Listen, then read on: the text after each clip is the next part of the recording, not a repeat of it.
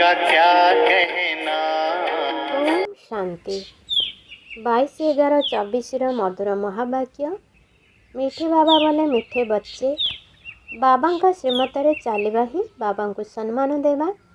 मन मतरे चलुथिबा पिलामाने ही बाबा को असम्मान करिथांती।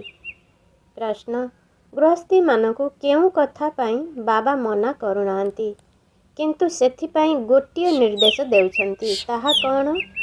उत्तर बाबा कहउछंती पिलामाने भले तुमे समस्तंका सह संपर्क रख, जे कोनोसी चाकरी आदि भी कर, संपर्क रे तो आसीबाकू पड़ुछि। जदि रंगीनी वस्त्र पिंधिबाकू पड़ुछि तेबे पिंध। बाबा मना करू नाहंती। बाबा केवल गोटिए निर्देश देउछंती पिलामाने देहर सहित देहर सबु संबंधरू ममता तुटाई मते माने पकाओ। ओम शांति। शिव बाबा बसी संतान मानकू बुझाउछंती, अर्थात निज समान करिवार पुरुषार्थ कराउछंती। जेपरि मु ज्ञानर सागर सेहीपरि पिलामाने मध्य मास्टर ज्ञानर सागर हुअन्तु। ए कथा तो मधुर संतान माने जानिछंती जे समस्ते एक समान होई परिबे नाही। प्रत्येकଙ୍କୁ निज निजर पुरुषार्थ तो करबाकू हेब। स्कूल रे तो बहुत छात्र पढ़िथांती किंतु समस्ते एक समान पास विथ ऑनर सम्मानर सहित पास होई पारंती नहीं। तथापि भी शिक्षक पुरुषार्थ कराई थांती। तुमे संतान माने भी पुरुषार्थ करुछ। बाबा पचारुछंती तुमे कौन हेब? समस्ते कहउछंती आमे नररु नारायण नारीरु लक्ष्मी हेबा पाई आसुछु। ए कथा तो ठीक, किंतु निजर कार्यकलाप को मध्य देख ना। बाबा तो उच्चरु उच्च अटंती, सी शिक्षक सहित गुरु मध्य अटंती। एई बाबा को केही जानी नहंती। तुमे संतान माने जानिछ शिव बाबा आमर पिता भी अटंती, शिक्षक भी अटंती, सतगुरु भी अटंती, किंतु सी जेपरि अटंती तांकु सेहीपरि जानिबा मध्य मुश्किल अटे। बाबा को जानिले शिक्षक पणिया भूली जिबे, गुरु पणिया भूली जिबे। पिला मानकु मध्य बाबांकर सम्मान रखिबाकू हेब। सम्मान काहाकू कुआ जाए? बाबा जो पाठ पढ़ाउछंती ताकू भल भाबरे पढ़िबा अर्थात रिगार्ड रखिबा। बाबा तो बहुत मिठा अटंती, तेणु समस्ते आंतरिक खुशी गदगद हेबा दरकार। अमाप खुशीर स्थिति रहिबा आवश्यक। एबे प्रत्येक निजकू पचारंतु आमे एपरि खुशी अछु? समस्ते तो एका भली होई परिबे नाही। पाठ पढ़ारे मध्य बहुत पार्थक्य रहिछि। सेही लौकिक दुनियार स्कूल रे मध्य केते फरक रही थाए। सेठार तो साधारण शिक्षक पढ़ाई थांती, ये तो असाधारण अटंती। एपरि शिक्षक केही नाहंती। एकथा काहाकू भी जणा नाही जे निराकार पिता शिक्षक मध्य होई थांती। भले कृष्णंकर नाम लेखि देइछंती, किंतु तांको जणा नाही कि से समस्तंकर पिता किपरि होई परिबे। कृष्ण तो देवता अटंती। एमिति तो कृष्ण नाम अनेकंकर अछि, किंतु कृष्ण कहवा मात्रे ही श्री कृष्णकर चित्र सम्मुख को आसी जाउछि। से तो देहधारी अटंती ना। तुमे जानिछ शिव बाबांकर ए शरीर नुहे। सीए निजे कहउचंदी मु एही शरीर धार नेछि। ये पूर्वरु भी मनुष्य थिले, एबे भी मनुष्य अछंती। ये भगवान नुहंती। भगवान तो एकमात्र निराकार ही अटंती। एबे तुम मानकु केते गुह्य रहस्य बुझा जाउछि, किंतु निराकार को यथार्थ भाव में पिता एवं शिक्षक बोली भाविबा यह वर्तमान होई परिबो नाही। बारंबार भूली जाई पारिबे। देहधारी आड़ को बुद्धि चली जाउछि, किंतु एही बाबा ही पिता शिक्षक सद्गुरु अटंती। एही निश्चय बुद्धि रे एबे स्थायी भाव में रहु नाही। एबे तो भूली जाउछंती। विद्यार्थी माने कौन केबे शिक्षकों को भूली जिबे कि? हॉस्टेल रे जेउ माने रहिथांती सेमाने तो केबे भी भूली पारिबे नाही। जेउ विद्यार्थी माने हॉस्टेल रे रुहंती तांकर निश्चय तो पक्का होइथिबा ना। एठारे से तो सेही भली पक्का निश्चय नाही। पुरुषार्थर क्रमानुसार हॉस्टेल रे जाई रहिथांती, तेबे विद्यार्थी तो निश्चिंत अटंती, किंतु से निश्चय पक्का नाही। जानिछंती समस्ते निज निजर पुरुषार्थ अनुसार पद नेउछंती। सेही पाठ पढ़ारे तो केही बारिस्टर होई जांती, इंजीनियर होइथांती, डाक्तर होइथांती। एठारे तो तुमे विश्वर मालिक हेउछ। तेबे एपरि छात्रंकर वृद्धि किपरि हेबा दरकार? चलनी वार्तालाप केते भल हवा दरकार। ବାବା ବୁଝାଉଛନ୍ତି, ପିଲାମାନେ ତୁମକୁ କେବେ ହେଲେ କାନ୍ଦିବାର ନାହିଁ। ତୁମେ ବିଶ୍ୱର ମାଲିକ ହେଉଛ, ତେଣୁ ଚିତ୍କାର କରିବା ବା କାନ୍ଦିବା ଉଚିତ ନୁହେଁ। ଛାତି ବାଡ଼େଇ କାନ୍ଦିବା ଏହା ହେଉଛି ସବୁଠାରୁ ଉଚ୍ଚ କାନ୍ଦଣା।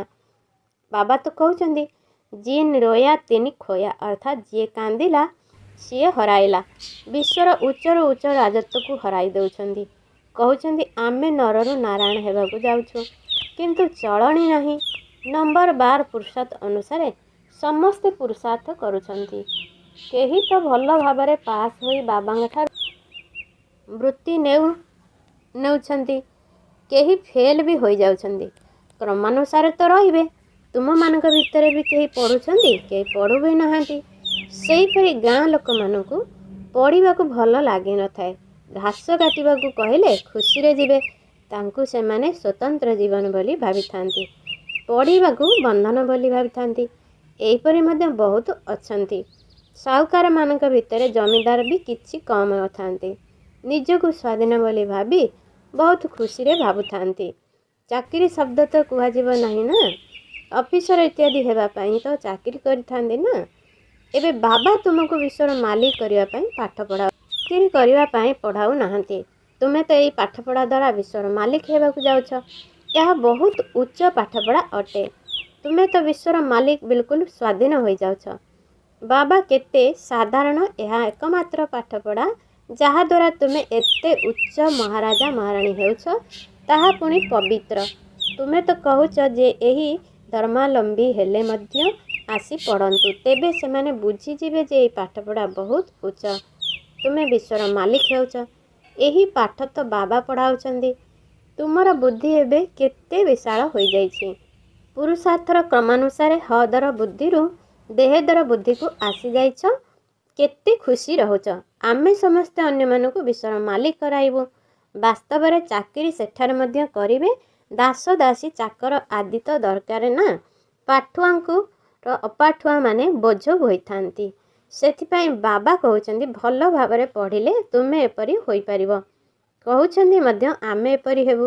କିନ୍ତୁ ନ ପଢ଼ିଲେ କ'ଣ ହେବ? ନ ପଢ଼ିଲେ ବାବାଙ୍କୁ ମଧ୍ୟ ଏତେ ସମ୍ମାନ ସହିତ ମନେ ପକାଇ ପାରିବ ନାହିଁ। ବାବା କହୁଛନ୍ତି ମୋତେ ଯେତେ ମନେ ପକାଇବ ତୁମର ବିକର୍ମ ସେତେ ବିନାଶ ହେବ। ପିଲାମାନେ କହୁଛନ୍ତି ବାବା ଆପଣ ଯେପରି ଚଳାଇବେ। ବାବା ମଧ୍ୟ ଏହାଙ୍କ ବ୍ରହ୍ମାଙ୍କ ଦ୍ୱାରା ମତ ଦେବେ ନା, କିନ୍ତୁ ଏହାଙ୍କର ମତ ମଧ୍ୟ ଗ୍ରହଣ କରୁନାହାନ୍ତି। ତଥାପି ସେହି ପୁରୁଣା ସଢ଼ି ଯାଇଥିବା ଦୁନିଆର ମନୁଷ୍ୟମାନଙ୍କ ମତରେ ହିଁ ଚାଲୁଛନ୍ତି। ଦେଖୁଛନ୍ତି ମଧ୍ୟ ଶିବ ବାବା ଏହି ରଥ ଦ୍ୱାରା ମତ ଦେଉଛନ୍ତି, ତଥାପି ବି ନିଜର ମତରେ ହିଁ ଚାଲୁଛନ୍ତି। ଯାହାକୁ ପଇସା କର କଉଡ଼ି ତୁଲ୍ୟ ମତ କହିବା, ସେହି ଅନୁସାରେ ଚାଲୁଛନ୍ତି। ରାବଣ ମତରେ ଚାଲି ଚାଲି ଏହି ସମୟରେ କଉଡ଼ି ତୁଲ୍ୟ ହୋଇଯାଇଛନ୍ତି। ଏବେ ରାମ ଶିବ ବାବା ମତ ଦେଉଛନ୍ତି, ନିଶ୍ଚୟରେ ବିଜୟ ରହିଛି। ଏଥିରେ କେବେ ହେଲେ କ୍ଷତି ହେବ ନାହିଁ। କ୍ଷତିକୁ ମଧ୍ୟ ବାବା ଫାଇଦାରେ ବଦଳାଇ ଦେବେ। କିନ୍ତୁ କେବଳ ନିଶ୍ଚୟ ବୁଦ୍ଧି ପିଲାଙ୍କର, ସଂଶୟ ବୁଦ୍ଧି ପିଲାମାନଙ୍କ ଭିତରେ ଅଣନିଶ୍ୱାସୀ ହୋଇଯିବେ। ନିଶ୍ଚୟ ବୁଦ୍ଧି ପିଲା କେବେ ଅଣନିଶ୍ୱାସୀ ହୁଅନ୍ତି ନାହିଁ କି କ୍ଷତିରେ ପଡ଼ନ୍ତି ନାହିଁ। ବାବା ନିଜେ ଗ୍ୟାରେଣ୍ଟି କରୁଛନ୍ତି, ଶ୍ରୀମତରେ ଚାଲିଲେ କେବେ ବି ଅକଲ୍ୟାଣ ହୋଇପାରିବ ନାହିଁ। ମନୁଷ୍ୟଙ୍କର ମତକୁ ଦେହଧାରୀ ମତ ବୋଲି କୁହାଯାଏ। ସେଠାରେ ତ ରହିଛି ନା ମନୁଷ୍ୟ ମତ। ଗାୟନ ମଧ୍ୟ କରାଯାଏ। ମନୁଷ୍ୟ ମତ, ଈଶ୍ୱରୀୟ ମତ ଏବଂ ଦୈବୀ ମତ। ଏବେ ତୁମକୁ ଈଶ୍ୱରୀୟ ମତ ମିଳିଛି, ଯାହାଦ୍ୱାରା ତୁମେ ମନୁଷ୍ୟରୁ ଦେବତା ହେଉଛ। ପୁଣି ସେଠାରେ ସ୍ୱର୍ଗରେ ତୁମେ ସୁଖ ହିଁ ସୁଖ ପାଇବ। ସେଠାରେ କୌଣସି ଦୁଃଖର କଥା ନାହିଁ, ତାହା ମଧ୍ୟ ସ୍ଥାୟୀ ସୁଖ ହୋଇଯାଇଥାଏ। ବର୍ତ୍ତମାନ ତୁମକୁ ଅନୁଭବ କରିବାକୁ ହେବ, ଏବେ ଭବିଷ୍ୟତରେ ଫିଲିଂ ଅନୁଭବ ଆସୁଛି। ବର୍ତ୍ତମାନ ଏହା ହେଉଛି ପୁରୁଷୋତ୍ତମ ସଙ୍ଗମ ଯୁଗ। ଯେତେବେଳେ କି ତୁମକୁ ଶ୍ରୀମତ ମିଳୁଛି, ବାବା କହୁଛନ୍ତି ମୁଁ କଳ୍ପର ସଙ୍ଗମ ଯୁଗରେ ଆସୁଛି, ଏକଥା ତୁମେ ଜାଣିଛ। ତୁମେମାନେ ତାଙ୍କ ମତରେ ଚାଲୁଛ। ବାବା କହୁଛନ୍ତି ପିଲାମାନେ ଗୃହସ୍ଥ ବ୍ୟବହାରରେ ଭଲେ ରୁହ। କିଏ କହୁଛି ତୁମେ ବସ୍ତ୍ର ଆଦି ବଦଳାଅ, ଯାହା କିଛି ପିନ୍ଧିବ। ଅନେକଙ୍କର ସମ୍ପର୍କ ଆସିବାକୁ ପଡ଼ୁଛି। ରଙ୍ଗୀନ ବସ୍ତ୍ର ଆଦି ପିନ୍ଧିବା ପାଇଁ କେହି ମନା କରୁନାହାନ୍ତି ଯେ କୌଣସି ବସ୍ତ୍ର ପିନ୍ଧ, ଏହା କୌଣସି ସହିତ ସମ୍ପର୍କ ନାହିଁ। ବାବା କହୁଛନ୍ତି ଦେହ ସହିତ ଦେହର ସବୁ ସମ୍ବନ୍ଧକୁ ଛାଡ଼, ବାକି ସବୁ କିଛି ପିନ୍ଧ। କେବଳ ନିଜକୁ ଆତ୍ମା ଭାବି ବାବାଙ୍କୁ ମନେ ପକାଅ। ଏହି ନିଶ୍ଚୟ ପକ୍କା କର। ଏକଥା ମଧ୍ୟ ଜାଣିଛ, ଆତ୍ମା ହିଁ ପତିତ ଓ ପାବନ ହେଉଛି। ମହାତ୍ମାମାନଙ୍କୁ ମଧ୍ୟ ମହାନ ଆତ୍ମା କହିବା, ମହାନ ପରମାତ୍ମା କୁହାଯିବ ନାହିଁ। ଏହିଭଳି କହିବା ମଧ୍ୟ ଶୋଭା ପାଏ ନାହିଁ। ଏହା ବୁଝିବା ନିମନ୍ତେ କେତେ ସୁନ୍ଦର ଜ୍ଞାନ ଅଟେ। ସଦ୍ଗୁରୁ ସମସ୍ତଙ୍କର ସଦ୍ଗତିଦାତା ତ ଜଣେ ହିଁ ବାବା ଅଟନ୍ତି।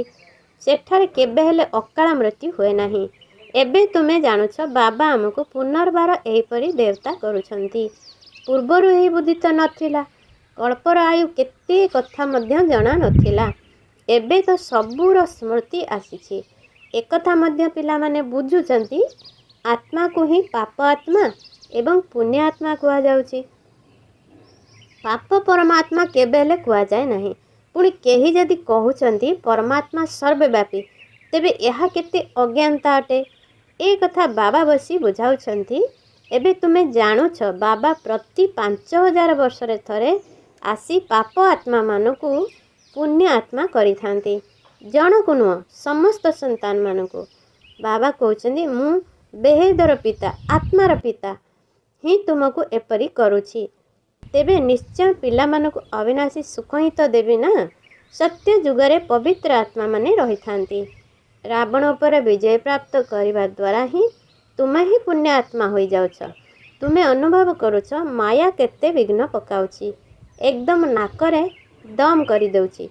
ତୁମେ ଜାଣୁଛ, ମାୟା ସହିତ ଯୁଦ୍ଧ କିପରି ଚାଲୁଛି। ସେମାନେ ପୁଣି କୌରବ ଏବଂ ପାଣ୍ଡବଙ୍କର ଯୁଦ୍ଧ ସୈନ୍ୟବାହିନୀ ଆଦି କ'ଣ କ'ଣ ବସି ଦେଖାଇଛନ୍ତି। ଏହି ଯୁଦ୍ଧ ବିଷୟରେ କାହାକୁ ଜଣା ନାହିଁ। ଏହା ହେଉଛି ଗୁପ୍ତ। ଏହାକୁ ତୁମେ ହିଁ ଜାଣିଛ।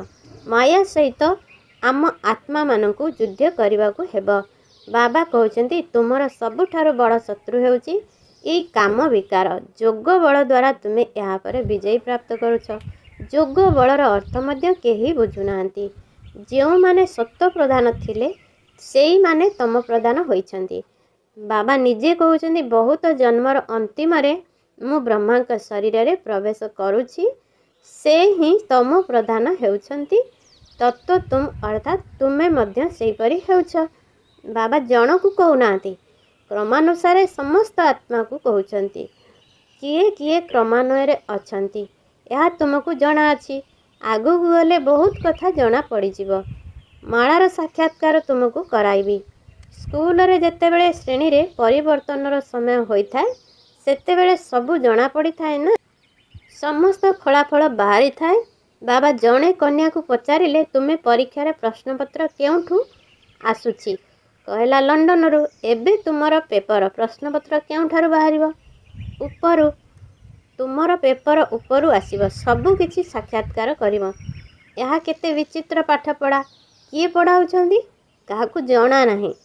କୃଷ୍ଣ ଭଗବାନ ଉବାଚ ବୋଲି କହିଦେଉଛନ୍ତି। ପାଠପଢ଼ାରେ ସମସ୍ତେ କ୍ରମାନ୍ୱୟରେ ରହିଥାନ୍ତି, ତେବେ ଖୁସିରେ ମଧ୍ୟ କ୍ରମାନୁସାରେ ରହୁଥିବେ। ଦୁନିଆରେ ଯେଉଁ ଗାୟନ ରହିଛି, ଅତୀନ୍ଦ୍ରିୟ ସୁଖ ଗୋପ ଗୋପୀଙ୍କୁ ପଚାର, ଏହା ଶେଷ ସମୟର କଥା ବାବା ବୁଝାଉଛନ୍ତି। ଯଦିଓ ବାବା ଜାଣିଛନ୍ତି ଯେ ଏହି ସନ୍ତାନ କେବେ ହେଲେ ତଳକୁ ଖସିବ ନାହିଁ, କିନ୍ତୁ ତଥାପି ବି ଜଣାପଡ଼ୁନାହିଁ କ'ଣ ହେଉଛି। ପାଠ ହିଁ ପଢ଼ୁନାହାନ୍ତି, ଭାଗ୍ୟରେ ହିଁ ନାହିଁ ତାଙ୍କୁ। ଯଦି ଟିକିଏ ବି କୁହାଯିବ କି ତୁମେ ସେହି ଦୁନିଆରେ ଯାଇ ନିଜର ଘର ସଂସାର କର, ତେବେ ତୁରନ୍ତ ଚାଲିଯିବେ। କେଉଁଠାରୁ ବାହାରି କେଉଁଠାକୁ ଚାଲି ଯାଉଛନ୍ତି। ତାଙ୍କର ଚଳଣି, ବାଣୀ, କାର୍ଯ୍ୟ ଏହିପରି ସବୁ ହୋଇଥାଏ। ଭାବିଥାନ୍ତି, ଆମକୁ ଯଦି ଏତିକି ମିଳିବ, ତେବେ ଆମେ ଯାଇ ଅଲଗା ରହିବୁ। ଚଳଣିରୁ ଜଣାପଡ଼ିଯାଇଥାଏ, ଏହାର ଅର୍ଥ ନିଶ୍ଚୟ ନାହିଁ। ବାଧ୍ୟ ହୋଇ ରହିଛନ୍ତି। ବହୁତ ଅଛନ୍ତି ଯିଏ ଜ୍ଞାନର ଗ ମଧ୍ୟ ଜାଣିନାହାନ୍ତି। କେବେ ହେଲେ ପାଠ ପଢ଼ିବାକୁ ବସନ୍ତି ବି ନାହିଁ। ମାୟା ପଢ଼ିବାକୁ ଦିଏ ନାହିଁ। ଏହିପରି ସବୁ ସେଣ୍ଟରମାନଙ୍କରେ ଅଛନ୍ତି। କେବେ ପାଠ ପଢ଼ିବା ପାଇଁ ବସନ୍ତି ନାହିଁ ନା ଆସନ୍ତି ନାହିଁ। ଆଶ୍ଚର୍ଯ୍ୟ ଅଟେ ନା, ଜ୍ଞାନ କେତେ ଉଚ୍ଚ। ନିଜେ ଭଗବାନ ପାଠ ପଢ଼ାଉଛନ୍ତି। ବାବା କହୁଛନ୍ତି, ଏଭଳି କାମ କର ନାହିଁ, କିନ୍ତୁ ମାନୁନାହାନ୍ତି। ନିଶ୍ଚୟ ଓଲଟା କାମ କରି ଦେଖାଇବେ। ରାଜଧାନୀ ସ୍ଥାପନା ହେଉଛି, ତେଣୁ ସେଥିରେ ତ ସବୁ ପ୍ରକାର ପଦର ଆବଶ୍ୟକତା ଅଛି ନା। ଉଚ୍ଚ ପଦରୁ ଆରମ୍ଭ କରି ନିଚ ପଦବୀ ପର୍ଯ୍ୟନ୍ତ ସବୁ ହେଉଛନ୍ତି। ପଦବୀରେ ଫରକ ତ ରହିଥାଏ ନା। ଏଠାରେ ମଧ୍ୟ କ୍ରମାନୁସାରେ ପଦବୀ ରହିଛି। କେବଳ କ'ଣ ଫରକ ଅଛି? ସେଠାରେ ଆୟୁ ବଡ଼ ଏବଂ ସୁଖ ରହିଥାଏ। ଏଠାରେ ଆୟୁ ଛୋଟ ଏବଂ ଦୁଃଖ ରହିଛି। ପିଲାମାନଙ୍କ ବୁଦ୍ଧିରେ ଏହିସବୁ ୱାଣ୍ଡରଫୁଲ୍ ଆଶ୍ଚର୍ଯ୍ୟ କଥା ରହିଛି। କିପରି ଏହି ଡ୍ରାମା ତିଆରି କରାଯାଇଛି। ପୁଣି କଳ୍ପ କଳ୍ପ ଆମେ ସେହି ପାଠ କରିବୁ। କଳ୍ପ କଳ୍ପ ପାଠ ବଢ଼ାଇ ଚାଲିଛୁ। ଏତେ ଛୋଟ ଆତ୍ମାରେ କେତେ ପାଠ ଭରି ହୋଇ ରହିଛି। ସେଇ ଫିଚର୍ସ, ଚେହେରା, ସେଇ ଆକ୍ଟିଭିଟି, କାର୍ଯ୍ୟକଳାପ, ଏହି ସୃଷ୍ଟିର ଚକ୍ର ଘୂରି ଚାଲିଛି। ଏହା ପୂର୍ବ ପ୍ରସ୍ତୁତି ଅଟେ। ଏହି ଚକ୍ରରେ ପୁଣି ବି ରିପିଟ୍ ହେବ। ପୁଣି ସତ ପ୍ରଧାନ ସତ୍ୟ ରଜ ତମରେ ଆସିବେ। ଏଥିରେ ଦ୍ୱନ୍ଦ୍ୱରେ କୌଣସି କଥା ନାହିଁ। ଆଚ୍ଛା, ନିଜକୁ ଆତ୍ମା ବୋଲି ଭାବୁଛ। ଆତ୍ମାର ପିତା ହେଉଛନ୍ତି ଶିବ ବାବା। ଏକଥା ତ ବୁଝୁଛ ନା? ଯେଉଁମାନେ ସତ୍ୟ ପ୍ରଦାନ ହେଉଛନ୍ତି ସେଇମାନେ ହିଁ ପୁଣି ତମ ପ୍ରଧାନ ହୋଇଥାନ୍ତି। ପୁଣି ବାବାଙ୍କୁ ମନେ ପକାଇଲେ ସତ୍ୟ ପ୍ରଧାନ ହୋଇଯିବେ। ଏହା ତ ବହୁତ ଭଲ କଥା ନା? ବାସ୍ ଏତିକି କଥା ବୁଝାଇ ଦେବା ଦରକାର। କୁହ, ବେହେଦର ବାବା ଏହି ସ୍ୱର୍ଗର ବର୍ଷା ଦେଉଛନ୍ତି। ସେ ହିଁ ପତିତ ପାବନ ଅଟନ୍ତି। ବାବା ଜ୍ଞାନ ଦେଉଛନ୍ତି। ଏଥିରେ ଶାସ୍ତ୍ର ଆଦିର କୌଣସି କଥା ହିଁ ନାହିଁ। ଆରମ୍ଭ ସମୟରେ ଶାସ୍ତ୍ର କେଉଁଠୁ ଆସିବ? ବହୁତ ହୋଇଗଲେ ତାପରେ ଶାସ୍ତ୍ର ତିଆରି କରିଥାନ୍ତି। ସତ୍ୟ ଯୁଗରେ ଶାସ୍ତ୍ର ନଥାଏ। ପରମ୍ପରାରୁ କୌଣସି ଜିନିଷ ନଥାଏ। ନାମ ରୂପ ତ ବଦଳିଯିବ। ଆଚ୍ଛା, ମିଠେ ମିଠେ ଶିଖିଲ ଦେ ସନ୍ତାନମାନଙ୍କ ପ୍ରତି ମାତା ପିତା ବାପ ଦାଦାଙ୍କର ମଧୁର ସ୍ନେହ ସମ୍ପନ୍ନ ଶୁଭେଚ୍ଛା ଏବଂ ସୁପ୍ରଭାତ। ଆତ୍ମିକ ପିତାଙ୍କର ଆତ୍ମିକ ସନ୍ତାନମାନଙ୍କୁ ନମସ୍ତେ। ଆତ୍ମିକ ସନ୍ତାନମାନଙ୍କର ଆତ୍ମିକ ମାତା ପିତାଙ୍କୁ ନମସ୍ତେ ନମସ୍ତେ ନମସ୍ତେ। ଧାରଣା ପାଇଁ ଦୋ ମୁଖ୍ୟ ସାର। 1. କେବେ ହେଲେ ବି ଚିତ୍କାର କରି କାନ୍ଦିବାଟା କରିବାର ନାହିଁ। ବୁଦ୍ଧିରେ ରହୁ ଯେ ଆମେ ବିଶ୍ୱର ମାଲିକ ହେବୁ। ଆମର ଚଳଣି କଥାବାର୍ତ୍ତା ବହୁତ ମାର୍ଜିତ ହେବା ଉଚିତ। କେବେ ହେଲେ ବି କାନ୍ଦିବା ଉଚିତ ନୁହେଁ। 2. ନିଶ୍ଚୟ ବୁଦ୍ଧି ହୋଇ ଏକମାତ୍ର ବାବାଙ୍କ ମତରେ ସଦା ସର୍ବଦା ଚାଲିବାକୁ ହେବ। କେବେ ହେଲେ ଦ୍ୱନ୍ଦ୍ୱରେ ପଡ଼ିବାର ନାହିଁ ଅଥବା ଅଣନିଶ୍ୱାସୀ ହେବା ଅର୍ଥାତ୍ ମାୟାଠାରୁ ଧୋକା ଖାଇବାର ନାହିଁ। ନିଶ୍ଚୟରେ ହିଁ ବିଜୟ ରହିଛି। ସେଥିପାଇଁ ନିଜର ପାଇ ପଇସାର ମୂଲ୍ୟହୀନ ମତ ଜାହିର କରିବାର ନାହିଁ। ବରଦାନ, ଯେକୌଣସି ପରିସ୍ଥିତିରେ ଫୁଲ ଷ୍ଟପ୍ ଅର୍ଥାତ୍ ବିନ୍ଦୁ ଲଗାଇ ନିଜକୁ ପରିବର୍ତ୍ତନ କରୁଥିବା ସମସ୍ତଙ୍କର ଆଶୀର୍ବାଦର ପାତ୍ର ହୁଅ। ଯେକୌଣସି ପରିସ୍ଥିତିରେ ଫୁଲ ଷ୍ଟପ୍ ଯେତେବେଳେ ଲଗାଇ ପାରିବ, ଯେତେବେଳେ ବିନ୍ଦୁ ସ୍ୱରୂପ ବାବା ଏବଂ ବିନ୍ଦୁ ସ୍ୱରୂପ ଆତ୍ମାର ସ୍ମୃତି ରହିଥିବ ଏବଂ ନିଜ ଭିତରେ ନିୟନ୍ତ୍ରଣ ଶକ୍ତି ଥିବ। ଯେଉଁ ପିଲାମାନେ ଯେକୌଣସି ପରିସ୍ଥିତିରେ ନିଜକୁ ପରିବର୍ତ୍ତନ କରି ଫୁଲ ଷ୍ଟପ୍ ଲଗାଇବାରେ ପ୍ରଥମେ ନିଜକୁ ଆଗରେ ରଖିଥାନ୍ତି, ସେମାନେ ଆଶୀର୍ବାଦ ପାଇବାର ପାତ୍ର ହୋଇଯାଆନ୍ତି। ସେମାନଙ୍କୁ ନିଜକୁ ନିଜଠାରୁ ମଧ୍ୟ ଆଶୀର୍ବାଦ ମିଳିଥାଏ ଅର୍ଥାତ୍ ଖୁସି ମିଳିଥାଏ ଏବଂ ବାବାଙ୍କ ଦ୍ୱାରା ତଥା ବ୍ରାହ୍ମଣ ପରିବାର ଦ୍ୱାରା ମଧ୍ୟ ଆଶୀର୍ବାଦ ମିଳିଥାଏ। ସ୍ଲୋଗାନ, ତୁମେମାନେ ଯେଉଁ ସବୁ ସଂକଳ୍ପ କରୁଛ, ଯଦି ସେଥିରେ ମଝିରେ ମଝିରେ ଦୃଢ଼ତା ରୂପୀ ଷ୍ଟାମ୍ପ ଲଗାଇଦେବ, ତେବେ ସହଜରେ ବିଜୟୀ ହୋଇଯିବ। ଓମ୍ ଶାନ୍ତି। हमने प्यार वो पाया जो दुनिया पा नहीं सकती। ଆଜି ମୋର ଏଥିରୁ 3 ସମାନ। ମୁଁ ସନ୍ତୁଷ୍ଟ ଆତ୍ମା ଅଟେ, ମୁଁ ସର୍ବପ୍ରାପ୍ତି ସ୍ୱରୂପ ଆତ୍ମା ଅଟେ, ମୁଁ ସମ୍ପନ୍ନ ଆତ୍ମା ଅଟେ।